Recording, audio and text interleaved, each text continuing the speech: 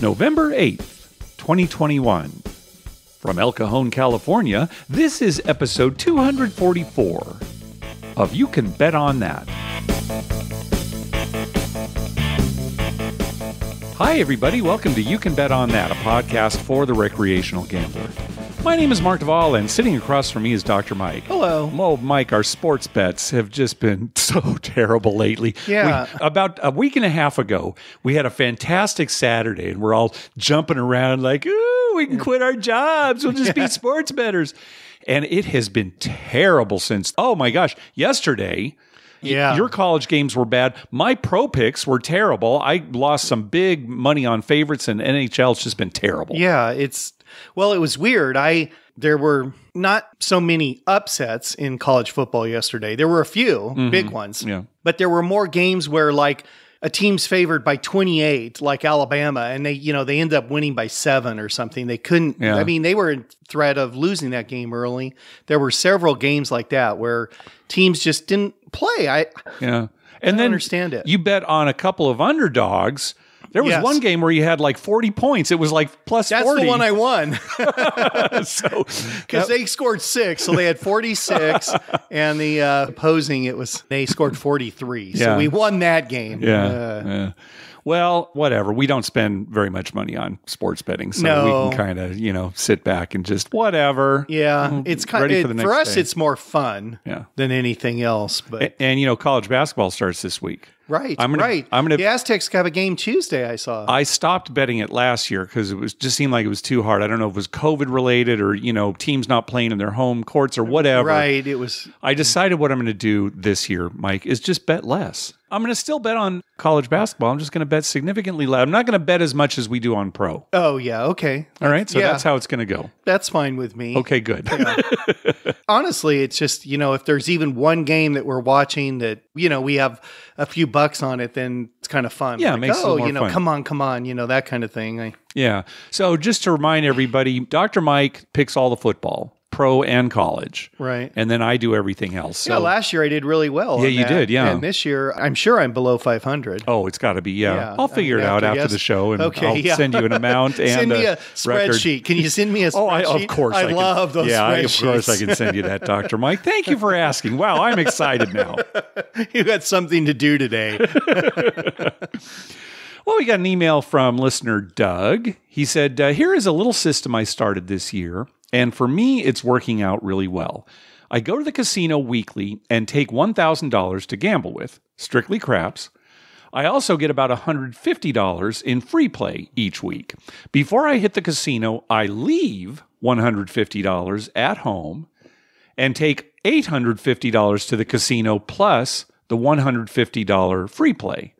So I still have $1,000 to gamble with. Okay, pretty straightforward there, right? Okay. I take the $150 I held back and put it into a special savings account I set up at the local bank. I do this adjustment every week so that in the past 10 months, I have built up a pretty nice balance in the savings account. It is equal to about 40% of my casino losses. So in effect, I converted the free play into a loss rebate. Now, whether if you actually look at the numbers, is it really a loss rebate? Well, it doesn't matter because that's the way that he's thinking of it. Right. And I think that's a great way to do it psychologically. For those of us who maybe need to fool ourselves, in a way, as to where the money is going, right? Sure, because you feel like you played with $1,000, but in your mind you're thinking, but it only cost me $850, right? Yeah, so. Yeah. It's kind of like rat holing chips at the table, right? It's like, oh, okay, now I see in my rack I've got $350. Well, what you're forgetting, is that you put $200 in your pocket, right? And that's kind of a psychological thing. Yeah, I'm not going to touch that until you leave that table losing. And you go to another table and pull that money out of your pocket and play there. And lose that. And lose that. Yeah. It's all psychological. Yeah. We know how the story ends. Right, exactly. I like it. I mean, it's good for him. I'm glad he's doing well at that. However, for us, we'd have to take $150 out for gas to get to the casino. That's true too, right? That's our problem. Just put it into a special account that is only used to pay off, the gas card. The gas card, Right. Got another email from listener Mike. He says, I was at Seneca in Niagara over the weekend, and I heard a couple of terms I'm unfamiliar with while at the craps table. First, there was a player who had bought the 10, collecting or pressing at times. However, at one point, a 10 rolled, and he said to flip it. I wasn't paying enough attention to his bet to recall exactly what the first amount was. The dealer grabbed some green chips, placed them on top of his bet and the buy button, flipped the stack over, and finally took the old bet back and put it in the bank. The player didn't receive a payout or pay a vig in the transaction. I can't remember for sure, but the new bet was anywhere between 75 and 125 in greens. Even the boxman commented on how he hadn't heard that term in a very long time. Now, Mike, you and I, we haven't heard that term. No, but just hearing your explanation there, it sounds like when you bet $35 and you're going to press it to 100 out at Harris. Yes. Because it pays 70. So your 70 plus the 35 is 105 and the vig is $5. So you obviously have a $100 bet. Instead of saying, just press it all, you, I guess, could say flip it. I haven't heard that. Yeah, that's what I thought too. Right. Again, 35 buy bet on the 10. It pays 70. Right. Right. So your total then that you have on the table is 105. If you just say, oh, buy it for 100. Yeah. They put the 100 there. The 5 is a vig. You don't have to give them anything. They don't give anything to you. Right. They'd pay the 70 and just flip the thing over. So I'm thinking what the dealer did was took $100 in green chips. Yeah. Put it on top, like he said, on top of the bet and the buy button. Flip the whole thing. Remove the $35 bet. The buy button's still there. So, yeah, that sounds like something similar. Something similar to that. Yeah, we don't know what his denomination was exactly. But, yeah, that's probably what happened. And that's a common move, right? You do it all the time. Yeah. If any dealers are listening, and next time we go out, too, we'll ask, hey, have you ever heard the term flip it? Well, we never have. Mike goes on to say, second, I got on a fairly good roll at one point, and another player started making three-way prop bets. Whenever he made one, though, he would say, don't tell the shooter. The dealers would repeat the phrase, and the roll would continue. At one point, I asked the stick woman, but she responded with, we're not talking, or don't worry about it, as if staying in character. I assume this meant that the bettor is retaining control of the bet, and could press or parlay it on my behalf. Curious to know if I was right.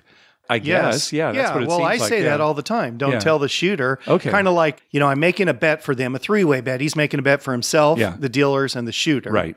And don't tell the shooter because I don't want to put pressure on him. You know how people sometimes you bet for some shooter. Yeah. Oh, yeah, you're putting pressure on me to make that now, Well, don't tell them so they don't think there's any pressure and they'll hit it. Yeah, like if they've got $1 yo for them. Here's another thing too, for the shooter. Right. And it hits, you don't want them to collect. Right. No. You say, oh, thank you, Dr. Mike. Yeah. I'll take that $15. And you just say, no. There's no bet out there for you. Yeah. Just staying in character, like you said. Press it up. Yeah. Oh, that's good. It's just one of those superstitions that, if someone knows they're like a small roller and all of a sudden you put down a $25 hard 8 for them, that they're going to win 225 on, you don't want them to know because it's feel like, it's too much pressure for them. Yeah, that is true. Sometimes I see people making bets for the shooter where they'll tell them, oh, you're on the hard 8 shooter. Right. And other times they don't want to. In this example where you won't tell them. Yeah, nice. Hey, thanks to everyone who's been clicking through our Amazon link. Remember, whenever you're going to buy something through Amazon, please go to our page first, youcanbetonthat.com, and click through our Amazon link towards the top of the page. All right, let's move on to voicemails. First up is Doug. Hello, Mark and Dr. Mike. This is Doug from the DFW area, and I want to talk to you about my recent trip to Laughlin, Nevada. It was a charter flight from Caesar. I got to Laughlin Wednesday night, leaving early Sunday morning. The best thing about these charter flights is that they pick up my checked-in luggage and deliver straight to a hotel room. It doesn't arrive until an hour later, so everything essential I have to carry on my own personal bag. The area has about 8 casinos, all of them on the Colorado River, except for the Tropicana, which is also owned by Caesars. There's one casino that's way south from the rest, the Avi Casino, which I did not visit. Harris is the southernmost part of all the casinos. So there's a free shuttle that runs every 2 hours between it and the Trop. At the Trop, most of the other casinos are within walking distance. Also, there's a water taxi that stops at every casino on the river, costing $5 per ride. It's a really good system, and the only problem is there's a swarming gnat that's in the river area around dusk. Fortunately, they don't bite. I mainly play table games, including craps.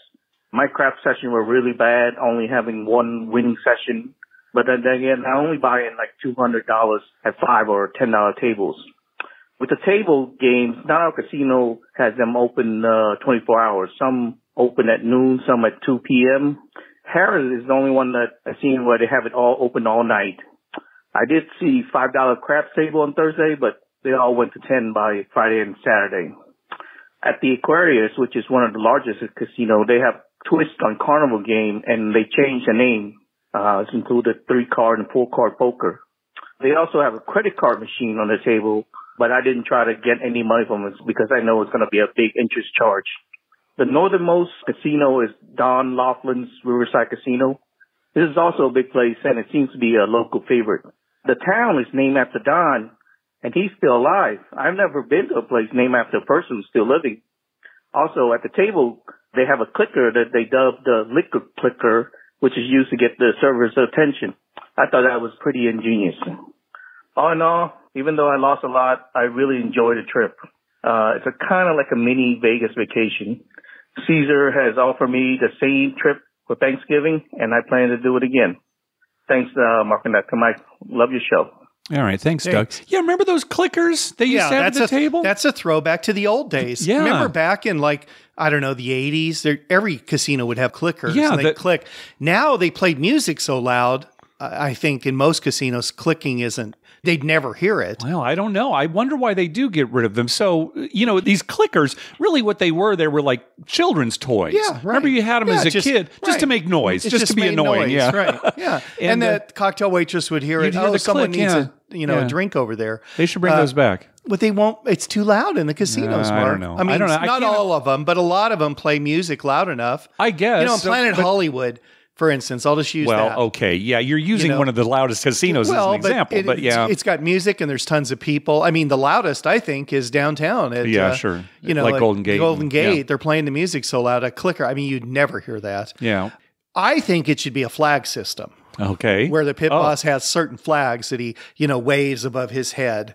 And they're always looking for flags like green flag, I need it now. Get over here with the thing. Right. And red flag, this guy's a douche. Take your time. Right. Yeah. Something like that. Some kind of flag system. Okay. They need something because at least out at Harrah's, the drink service, it's inconsistent, right? And there are times where we wait 2 hours. And I'm not kidding, 2 hours and nobody has come by. And other times they're coming every 10 minutes. Yeah, right. And then the pit, all they do is they get on the phone. And I mean, that usually does help, but still, I don't know who they call. I'd like a clicker. I want a clicker back or a flag, whatever you need. That's the thing. I'm going to try to find one because, again, they're sort of a thing of the past. Let's find some clickers. We'll take them. Oh, I'm sure we can get it in any, Walmart kids section. I don't know, Mike. See, you. I'm a little out of touch. Yeah, you are. I'm a little out of touch. I'm stuck in the 70s, actually.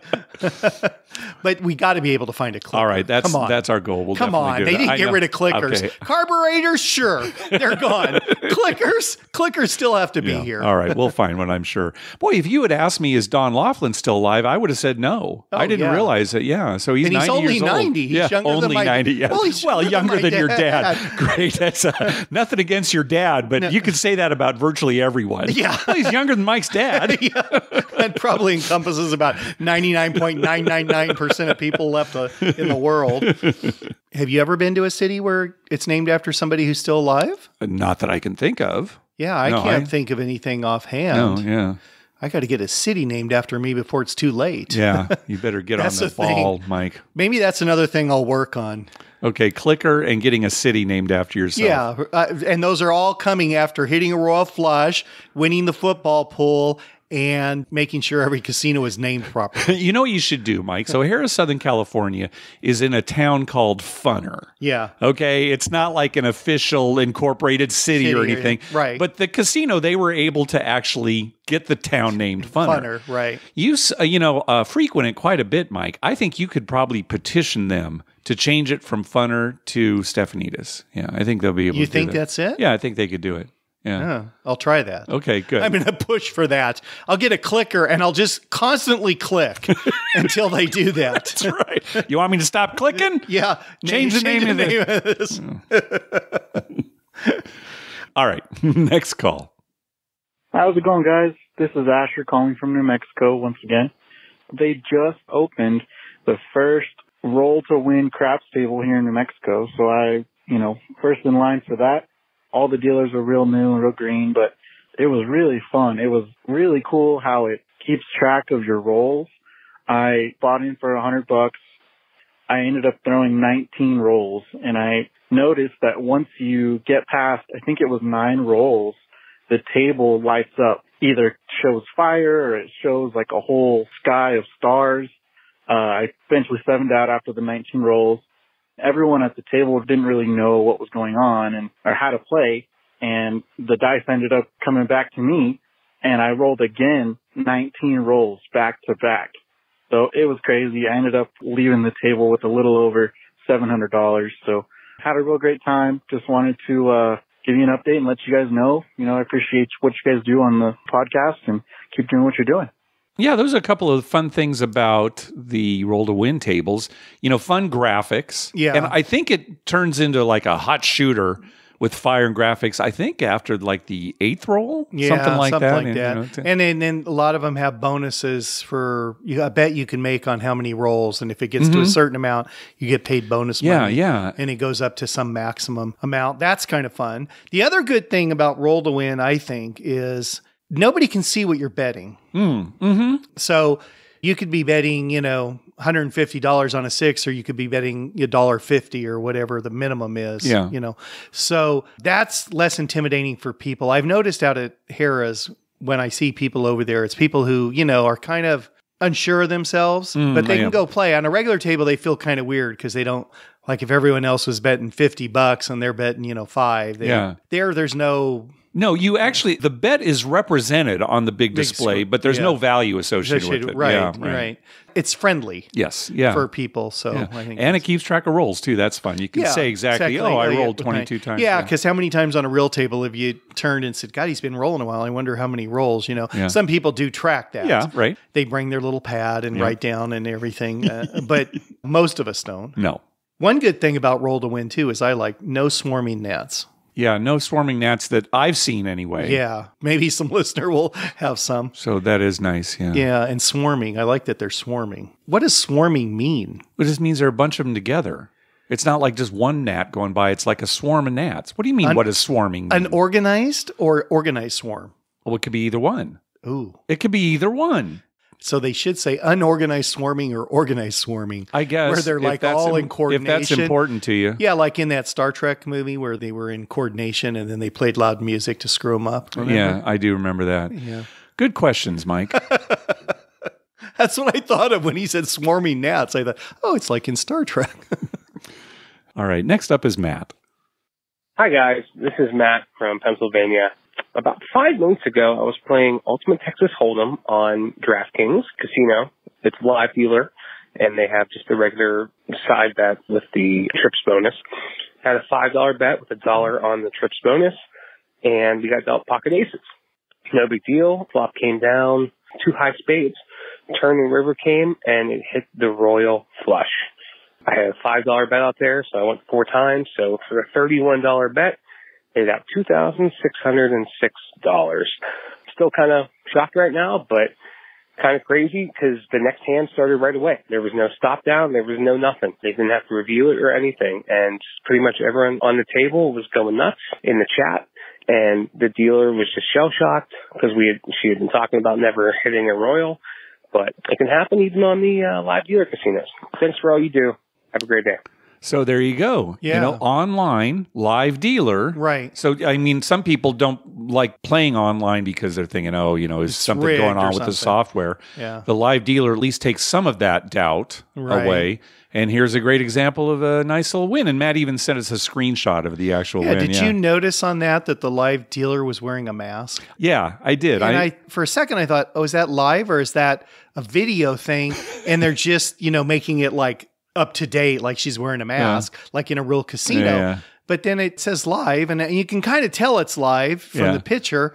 But why would she wear a mask? I don't know. Maybe she's next to other live dealers as well, and that's just the policy, like in a right? room with a bunch of people. That's the only thing I could figure. Maybe I just thought, well, there's nobody playing there. They're all in line. I was thinking the same thing. She's afraid of a virus, that's right. Computer virus. I certainly hope Matt was wearing a mask when he was playing this online game. Fully protected, I hope. All right, next call.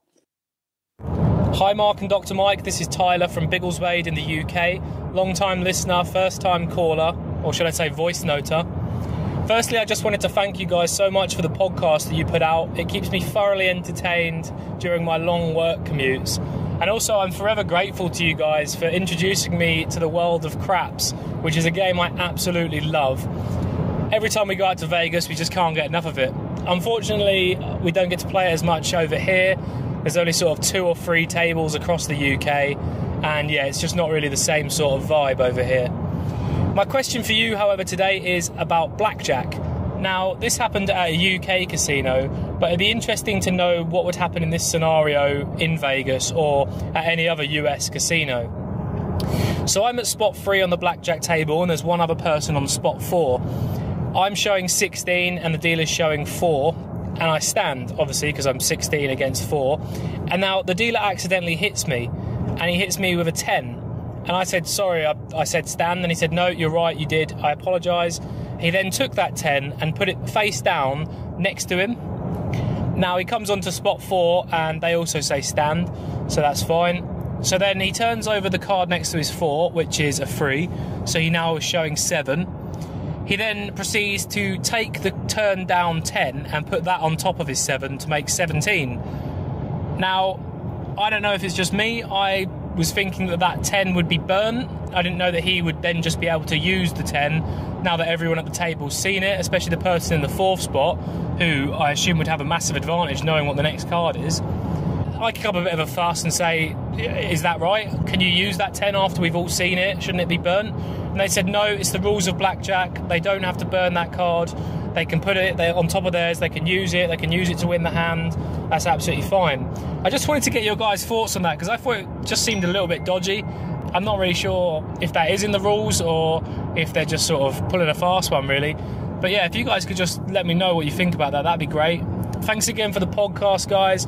Much appreciated. Hope you're both well. Muckle shoot! Yeah, thanks, Tyler. Well, it's certainly not in the rules of blackjack, no, right? The way that this happened. I've seen it both ways. A lot of times the dealer will automatically call a pit over. Well, that's what exactly what should have happened in this situation. And then the pit will decide, do we burn that card? As soon as the card had been revealed. Right. No more action after that. Agreed. Right. That's when you call over and you actually say to the pit, hey, he signaled he didn't want a card. I mistakenly turned it over. Mm-hmm. And the pit, I can guarantee you 95% of the time probably say just burn it. Because it's not really fair to anybody. Especially in Tyler's story where there's still another player to act. Right. Yeah. And in this situation, who knows whether or not the dealer is getting a free roll out of it? Right. Right now, I'm not accusing the dealer of anything here, but you know, what if instead of turning a 3 over, he had turned over a jack, so now he's got jack 4. Right. And then he says, oh, this 10, this is burned. And then he takes a card off the deck, right? That's like a free roll for the dealer. You can't make the decision afterwards. It has to be made up front, basically. So I can't, we can't tell you exactly what would have happened at a Vegas casino. It's going to depend on the casino. It's going to depend on what the floor rules that kind of thing. In any case, no, we're not happy with the way this turned out. This doesn't make sense to us at all. And if no pit was involved, this is what it sounds like, that's a huge mistake right off the bat. Now, we can't speak to UK casinos, but it seems like I don't know. Maybe in the UK there is maybe there are rules like this. Yeah, we don't know. Maybe the Gambling Commission has set a rule like that. That has to be the way it is. But here in the United States, I don't think there's a rule. And it doesn't make sense to us. No. Yeah. The other thing is, there's not a lot of craps in the UK. Yeah, unfortunately, right. Only a few tables. So. It's just funny how in the Asian casinos. Or like in Macau and stuff. Craps is not huge. There's craps, but it's much harder to find. It's much harder to find than if you want to play baccarat. Sure. and it's funny because, why baccarat's big there. I think in the UK, roulette is much bigger, right? Well, just in Europe in general, right? Roulette is bigger. It's all cultural, right? You know what? And craps has sort of been an American game during the war, the military. You know, the guys would play craps. So something you could play in a tight space or something, right? Right. Yeah, and you don't need much. Couple of dice you can keep in your pocket versus, a roulette wheel. It is so hard to get one of those, on your back and carry it around. Yeah. And then you got to balance it and it's a hassle. It's terrible. I mean, it would be hard in today's military to do it. Yeah. Let alone World War II. Those guys lugging a roulette wheel around, France. Although they could play baccarat. I mean, that's just a deck of cards. Yeah. Yeah. Another good point, Dr. Mike. All right, next call. Hey, Mark and Dr. Mike. This is Austin from Orlando. Just listened to your latest episode. Glad you guys are back and Dr. Mike is starting to feel better at least. I just wanted to call in because you were mentioning casino showers and how important they are. The Hard Rock Casino in Tampa has hands down the best showers I've ever been in a hotel. They have the best water pressure I've ever seen. They get hot as a sauna. So they're perfect if you win and want to go relax, cool down, or if you lose, they even have like a little bench so you can just sit there and wallow in self-pity. And then there's also a ledge you can put a drink on if you also need a drink to go with your wallowing. Anyways, they're fantastic. The Seminole Tribe pumped so much money into that resort over the past couple of years. I would put it above anything in Vegas. So I just wanted to let you guys know if you need a good shower, come to the Hard Rock in Tampa. Anyways, I will be going on a cruise this weekend, so I'm curious to see how the cruise line casinos are doing in this COVID time. If anything's interesting, I'll call and let you know. If not, I'm also going to be in Vegas over the weekend for the Great Gift Wrap-Up at Caesars, so hopefully you guys can make it out for that, and I can come meet you. Thanks for all you do. Bye. Hey, yeah, so the second weekend of December is the Great Gift Wrap-Up. The third weekend is Zorkfest. Will we be going to either one, both, neither? We don't know. Yeah, both is out. Okay. I'll tell you that. You're not going to go 2 weekends in a row. Both is out. But it'll depend on you, so we're waiting for you to... That's very much up in the all right, stay tuned. Stay tuned. Yeah. We redid our shower quite a few years back in our master bathroom. Mm-hmm. And the people before us had a large jacuzzi type tub. Mm-hmm. We took that out and we put in a huge shower. Yeah. I mean, we could comfortably fit 5 or 6 people in the shower at once if we wanted. Mm-hmm. That hasn't happened. Okay. So far, 2's the max. But well, I think that's too much information, to be honest with you, Dr. Mike, but continue. Our daughters, when they were little, taking showers. Just move on. Anyway, we made sure to put in a seat. Yeah. And there's 2 shelves, so you can put stuff on. And actually, there's a lip around the door you could even put stuff on if you wanted. So it's nice. And I appreciate the lip. I've been in showers in hotels that have nowhere to put the soap. Oh, yeah, that's true. Yeah. And it's like, you open some soap and, you're trying to balance it. Yeah, you're trying to where do I put this? I don't want to just throw it on the ground because I may have to use it tomorrow. Yeah, a seat and a shelf. Yeah. That's the dream, isn't it? A seat and a shelf. Man, it's especially in Vegas. It's funny how the little things are important in life, air, water, toilet, shower. Yeah. Well, I bet the pioneers didn't have shelves and seats in their showers. No, they didn't have toilets. Oh, yeah. All right, next call.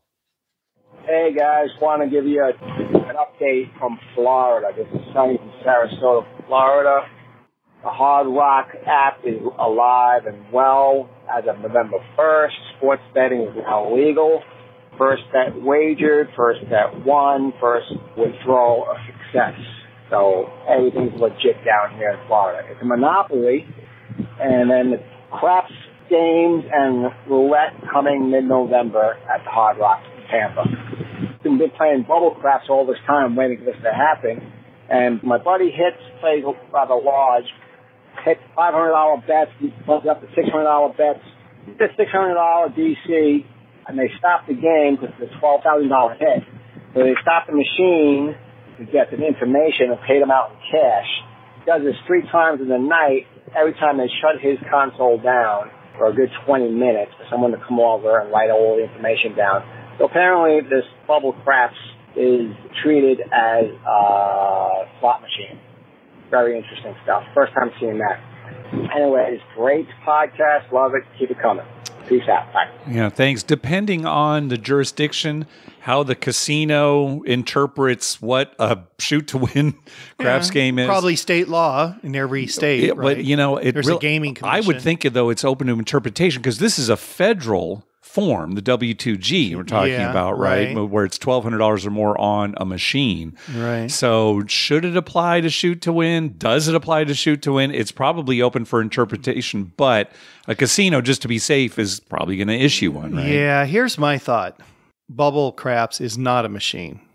Yeah. And here's why. Because in a slot machine, everything is predetermined by a computer versus bubble craps where those dice pop and they're bouncing around. I mean, they don't take the same bounce every time. No. And the person who's in control of hitting it when they stop, you know, it's not the same every time, right? Yeah. So someone can hit it and it stops. And so there's a randomness in there that's not controlled by anything. Well, you know, I don't know, though, that argument has anything to do with the law. Right. Because slot machines haven't always used computers. Right. You know, back in the 70s, when this $1,200 limit was established, there were still slot machines that were random, quote unquote. You know, they weren't using computers, but the spins were random. More random, yeah. Well, the thing is I just look at it like this, okay? Your bet is all on a computer, but the actual dice roll is not. Yeah. It's, I mean, as random as you can get without somebody picking up two dice and throwing them. I understand, but there's nothing about computers in the law. Yeah. Right? You know, and well, it's a gray area. I'm not pretending like I know the answer. Right. I'm just saying. I assume it's a gray area, and I'm sure if you fought that, you might be able to win and say, no, I don't have to pay taxes on that. Yeah. And I'm thinking, my first thought when he's saying it is, oh, great, his terminal shuts down for 20 minutes while they're paying him. Yeah. I assume all the other ones are going and the game's continuing for everybody else. Right. So he's just sitting there like, oh, great, you know, and the next guy's having a good roll. I'm missing out on this roll because I got to wait for some attendant to come and pay me. Yeah, that wouldn't happen at a real craps table. No. So, yeah, sports betting has come to Florida. Now, the only way to bet is through the Hard Rock app. Right now, that is it. Monopoly. It is a monopoly, right? Yeah. But it is there. So I can't imagine that the lines are going to be very good. You know, when you've got a monopoly like that. There's nobody offering a different line. Let us know, Floridians, you know, what you're seeing as far as lines go in the app, and is it working, and is it a good deal? Let us know. I wonder why they would limit it like that. I haven't been following it enough. I know this was kind of was very quietly rolled out. You know, there wasn't a lot of fanfare behind it, but yeah, I'll tell you, when it comes to gambling, the politics of gambling in Florida, oh my gosh, it's crazy, right? It's all over the place. And worse in California? Yeah, I think it is worse in California because at least it's active in Florida. Yeah. Here, we're not doing anything. No, right? that's ignored. Yeah, so. All right, let's hear from our good friend Melanie. Hey, Mark. Hey, Dr. Mike. This is Melanie from Colorado. Just wanted to let you know about a cool thing that we're going to be doing on November 18th out there for a visit at the Encore, friend's birthday. So at Allegiant Stadium, the UNLV Rebels are going to play your San Diego Aztecs on November 18th. Tickets are $40 on StubHub. Even in the lower level, I think we're in 132, which is at the 40-yard line. It's got a club section, so it's got its own private bar. Not private, but a bar for that section. Anyway, I've been super excited to see the stadium, and I did not want to pay a huge amount of money to watch my Chiefs get crushed by the Raiders. So I'm really excited to be able to see the stadium for $40. Amazing. So check out the UNLV schedule. I think they're 0-7, but I don't care. It's football. And it's at Allegiant Stadium. I can't wait to see the Roomba. Anyway, it's sure great to hear your voice, Dr. Mike and Mark. I'm so glad you guys are back doing the podcast. Really enjoyed it this week. I will report back in November because I'm sure we'll get into full degeneracy on that trip. When we went for EDC, we ended up not gambling at all, not even a little, just because we were out all night and pretty much slept all day. So anyway, enjoy the show. Thanks, guys. Wow, went to Vegas and didn't gamble. Yeah. Now, I realized, it's for EDC, but still. Well, did she not gamble, period? That's what it sounded like. She said not Sounded at like all. that, but I mean, it seems like she would have stopped somewhere. Maybe going to EDC is its own gamble. I guess that could be. But, that's actually a really good idea. If you want to go to Allegiant Stadium to see it, and you don't want to pay too much, going for college football, that's a good idea, right? There aren't too many opportunities left this season, but that is one way to go rather than go to an NFL game or a concert or something like that. Let me just give you the real reason to go to see the Aztecs and the Rebels besides the stadium, because the Aztecs have a punter who is unbelievable. Okay. He's the reason to go. I am not kidding. The guy is averaging over 52 yards a punt on the season. All right. That leads all of college football. Yeah. It also leads all of the NFL. Nice. He would be the longest punter in the NFL.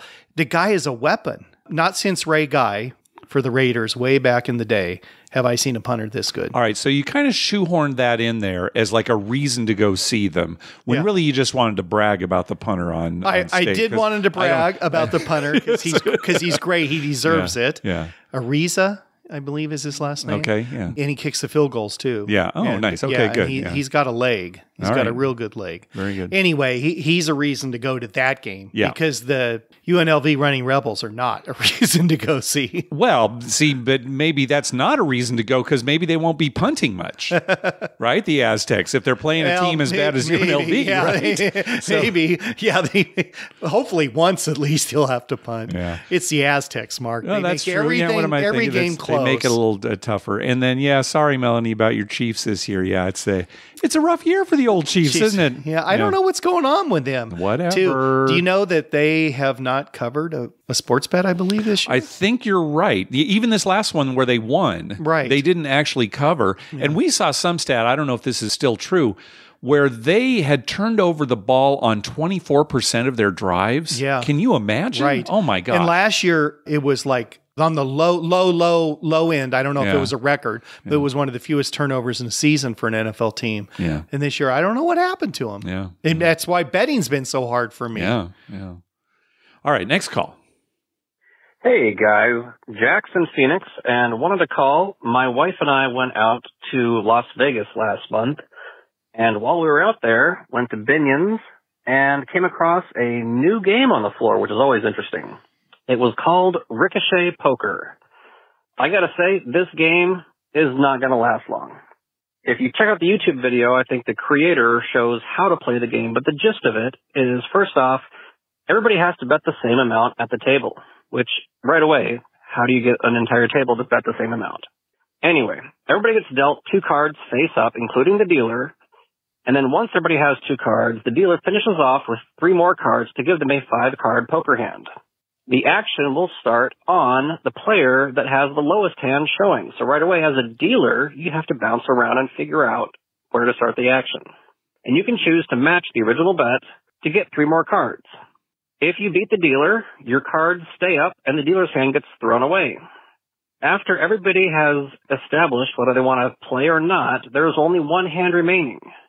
And that player wins the entire pot, which means that they win most of their money from the other players. And they have to put up 2 units for every 1 unit the house puts up. It was a weird game. We played 1 hand of it. We won $5, but that was plenty to get away from that table. Afterwards, looked up the rules to it, watched the video on it. Really, really bizarre game. Anyway, loving the show. I'll talk to you guys later. Have a good one. Yeah, back in 2018, the Wizard of Odds went to the table game conference in Las Vegas, and he made a bunch of videos. He would go around to the different booths and, ask questions about the games and make videos. And whenever there was a kind of an interesting game, I thought, that'd be good for the show. In fact, there were a few episodes that we did where I talked about games based on the videos that Wizard of Odds had put up.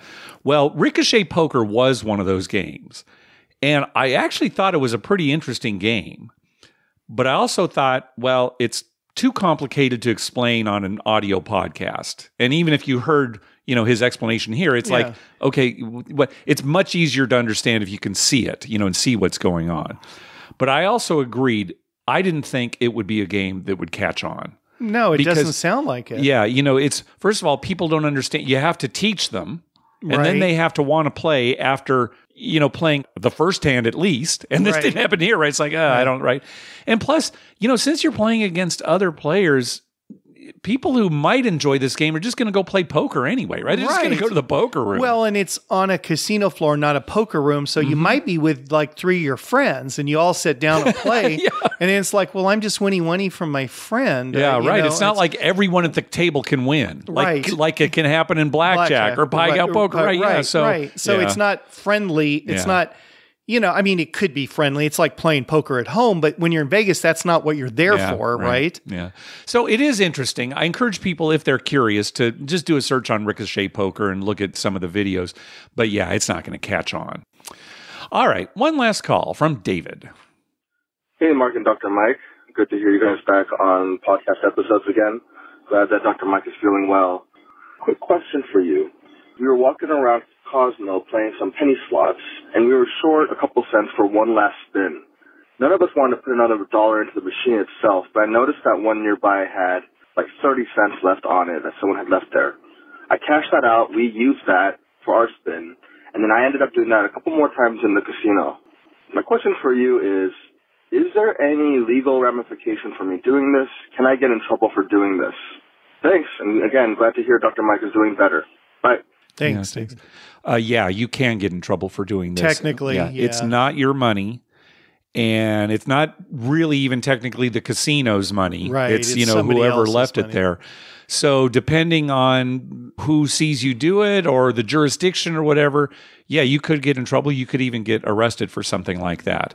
What I usually do, because every once in a while you'll go to a machine, there's 10 cents on it or 3 cents. Somebody didn't even bother to cash out, right? Right. What I will do is I'll cash it out and then take the ticket and just put it on top of the machine. Just leave it there if I'm going to play that machine. Yeah, I've seen quite a few on top of the trash.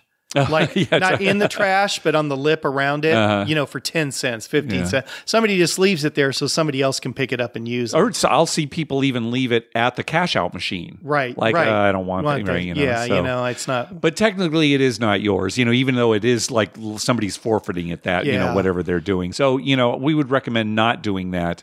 Even though, you probably can find, a few cents here and there. Yeah, and they're probably not going to They're probably not going to be, but there's a very famous case about a woman who found a nickel in a machine. Right. And they back-roomed her, and it was this whole big thing. She, got hundreds of thousands of dollars out of a settlement. So, stupid things can happen like that. But technically, it's not. I would hate to spend a night in jail and have to go through all the hassle of, getting out of jail and getting an attorney and all this and that because I took, 20 cent slip of something. You'd be thinking the whole time, it would just be, you'd be mad at yourself like 20 cents. What the hell was I thinking? Yeah, why did I need the 20 cents? Right. It is stupid. And they should change that to a minimum. It should be some law enacted where it's like, well, if it's under $5, well, you can take no, it, they make a special law for that. No, then suddenly, people are. Oh, we don't make a lot of laws in this country. Well, wait, you're suggesting, but you're suggesting it. Is that what you're suggesting, Dr. Mike? More laws? No, I'm thinking that since there are so many anyway, why isn't that one? Why isn't somebody? Somebody will get around it, right? And suddenly, they're breaking it up into, $1.50, $1.25, right? They're cashing out every dollar. Right. They go up to the cashier with like 800 slot slips. She's got to scan each one of them in. Okay, sir, here's your $4.50. All right. Well, that's going to do it for this episode. We want to thank some people for some recurring PayPal donations. The Color Up Craps YouTube channel, James, and Kurt. Thank you very much for those recurring donations. We also got a PayPal donation from listener Tom. Thank you very much. Hey, be sure to check out our TV listing showing all the gambling-related shows coming up within the next 2 weeks at youcanbetonthat.com/TV-listings and our list of gambling-related movies at youcanbetonthat.com/movies. We'd love to hear from you. Call our voicemail hotline at 951-292-4377. That's 9512-WAGERS. 9512-WAGERS. Or you can email us at youcanbetonThat@gmail.com. You can also follow us on Twitter at youcanbetonThat and on Facebook at facebook.com/youcanbetonThat. Finally, please go to your favorite podcast app and write a review of the show. We love getting your feedback. Got something for us here at the end, Dr. Mike? Well, Mark, I always thought that when I retired, I would just spend my hours of each day in some poker room somewhere playing poker for small stakes. Yeah. And just, having fun. And then, do that 2 or 3 times a week to make time. You see a lot of guys doing that. You see a lot of guys. Some guys go to the golf course and right. golf 3 times a week. So I thought, well, that'll probably be me. Mark and I will be sitting in some casino playing. And I've changed my mind on that. Right. I'm going to write sternly worded letters to certain institutions. Okay. And that's what I see a lot of old men doing that too, Mike. Right.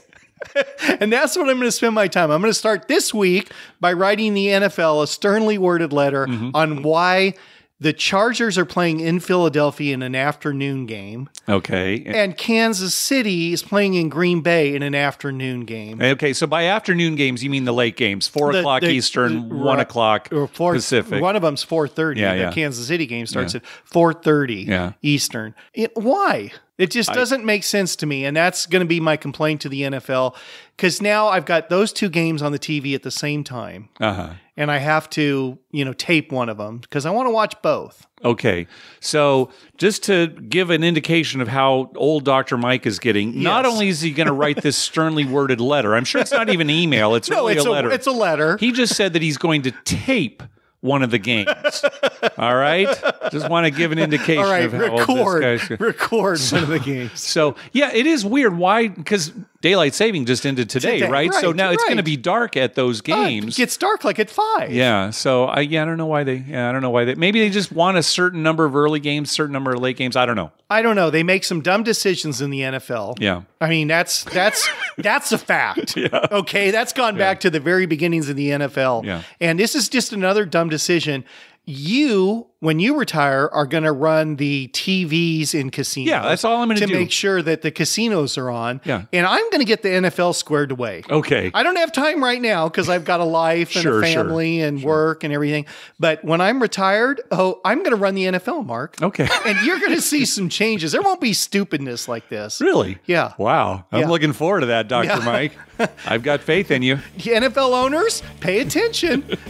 After getting about, 2 million sternly worded letters. Yeah, I don't know that all the NFL owners listen to our show, but those that do, hopefully they heard. I'm available. All right. Thanks for listening. Good night.